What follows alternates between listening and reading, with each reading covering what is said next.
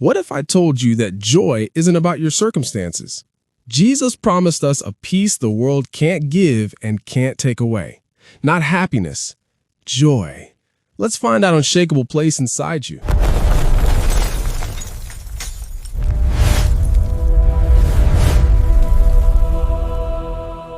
So, Lynette, this whole idea, his peace, unwavering joy within, I gotta ask, in this world, with everything going on, is unwavering joy, like, really possible?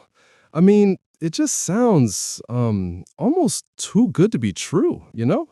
Oh, Greg, it's absolutely possible and foundational. Unwavering joy isn't the absence of problems, but a deeper presence. It's the deep delight of the soul from knowing, trusting, and resting in Jesus Christ, regardless of conditions. This spiritual gladness flows from God, unlike happiness, which is fleeting. It's an inner fortress. An inner fortress. I like that. So it's less about being giddy and more a steady, peaceful resolve then, a spiritual state. Precisely. Joy isn't manufactured. It's the fruit of the Holy Spirit in the believer, as Galatians 5:22 reminds us. Where happiness depends on what happens, joy depends on who lives within us, the Holy Spirit. This gives a peace that surpasses understanding, unwavering regardless of external reality. And that leads us right into the his peace part, because this kind of joy, this deep, unwavering joy, it's not something we can just conjure up ourselves, Greg. It's a gift. It really is. It comes directly from Jesus, from a relationship with him. When he talks about leaving his peace with us, he wasn't talking about like an absence of conflict. He was talking about a spiritual well-being, an assurance that we're anchored in something eternal. So it's not self-help, it's spirit help almost. Like you have to tap into that source. But how do you even do that? Is it just praying and hoping, or is there more to cultivating it? Well, praying is a huge part of it, absolutely. But it's also about really understanding who he is and what he's done.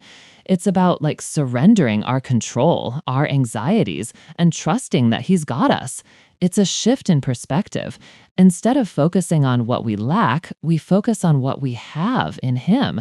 And that changes everything. It changes how we view our circumstances, how we respond to them. It's a daily, a daily choice.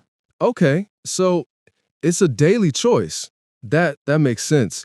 But practically speaking, what does that look like? Like if I'm having a really tough day, work is stressful, things aren't going my way, how do I access that unwavering joy? What are some practical steps, I guess? Oh, that's a great question. And it's something we all grapple with, Greg, for sure. One thing is gratitude. Seriously, actively practicing gratitude, even on those tough days, finding just one, two, three things to be thankful for. It shifts your focus. Also, spending time in His Word, even if it's just a few verses, it grounds you.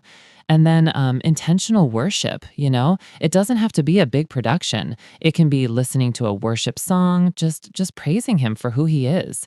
These aren't magic fixes, but they are like spiritual disciplines that build up that inner well. So like small, consistent actions that reinforce that connection and shift your mindset. I can see that. It's like little deposits into the joy bank. Exactly, little deposits that grow, and a lot of people think that having this unwavering joy means you won't feel sadness or anger or frustration, and that's just not true. We're still human, right? We're gonna feel the full spectrum of emotions, but what unwavering joy does is it prevents those difficult emotions from completely overwhelming you, from taking root and becoming despair. So it's like a baseline of peace that acts as a buffer. Like you can still feel the hit, but you don't shatter. Precisely. It's that underlying current that says, even though this is hard, even though I'm hurting right now, I know I'm not alone and I know there's a greater purpose. It's knowing that his love is constant, and that gives us incredible resilience. And it's not a naive optimism. It's a deeply rooted hope. It's a spiritual fortitude that sees beyond the immediate circumstances. It's what allows us to persevere. That's powerful. So this unwavering joy, it doesn't just help us get through things. It transforms us.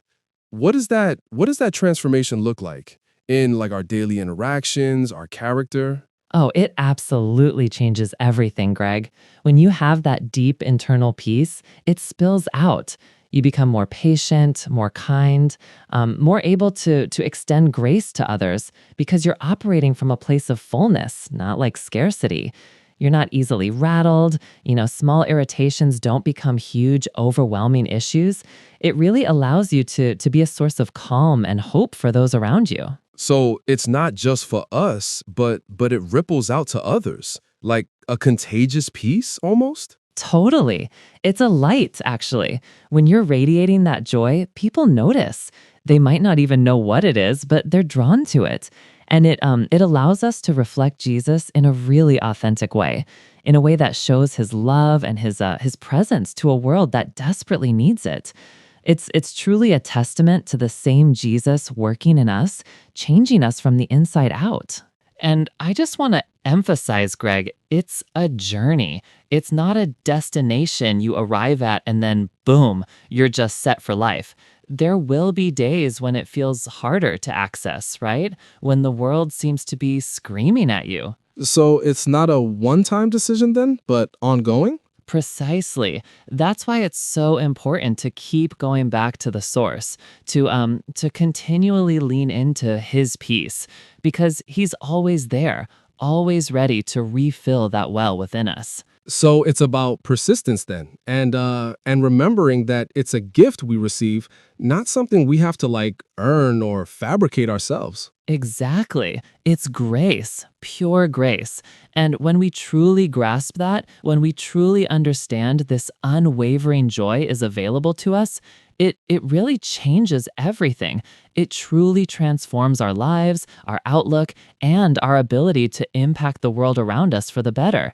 So, yeah, his peace, unwavering joy within, it's not just a nice thought, it's a living reality for those who seek it. Absolutely, Lynette. And what an incredible discussion we've had today on his peace, unwavering joy within. It's truly been eye-opening.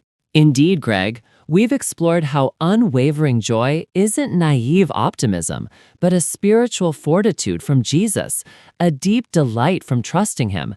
It's an inner fortress, not dependent on circumstances, but on his constant presence and grace, transforming us from the inside out. That's such a vital takeaway. And for everyone listening, this entire conversation is part of a larger series that beautifully illustrates this very point, the same Jesus. You can find more incredible insights there. Yes, and we truly encourage you to check out the Same Jesus series. If you've been blessed by today's episode, please take a moment to subscribe, like, and share this podcast. Your support helps us reach more people with this message of hope. We're so grateful you joined us today. Thank you for tuning in. Thank you for listening, everyone, and we'll talk again.